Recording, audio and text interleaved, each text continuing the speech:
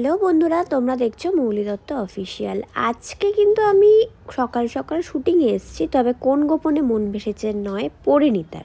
তো পরিণীতার শুটিংয়ে এটা আমার ফার্স্ট দিন ছিল। তো আমি নিজেও ঠিক জানতাম না আমার কী লুক হবে বা কীরকম কী। তো যারা টেলিকাস্ট দেখেছো তারা দেখেই নিয়েছো যে ওখানেও আমার সেই কুটনি টাইপই ক্যারেক্টারটা। তো এখানে এখনও অবধি আমার সেইভাবে সবার সাথে এখনও বন্ধুত্ব হয়নি। হয়ে যাওয়ার পর তোমাদের সাথে তখন ভালো করে আড্ডা শেয়ার করা যাবে। তো এটা আজকে যেহেতু আমাদের সরস্বতী পুজোর একটা সিন হচ্ছিলো, সেজন্য অনেক কটা চেঞ্জেস ছিল।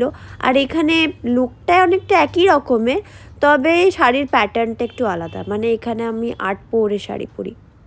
তো এখানে সরস্বতী পুজো আর সন্ধেবেলার অনুষ্ঠান, এগুলো যদিও তোমরা যারা টেলিকাস্ট দেখো তারা অলরেডি দেখে ফেলেছো। তো আমাকে জানিও যারা দেখেছো যে কেমন লেগেছে। আসলে এটা যেহেতু বাঁকুড়ার স্টোরি দেখায়, তাই এটা একটু আলাদা, মানে ভাষাটা আলাদা, ওই রকমভাবেই কথা বলতে হয়। তো সেটাই করছি। এটা হলো সেকেন্ড দিনের শ্যুটিং ছিল।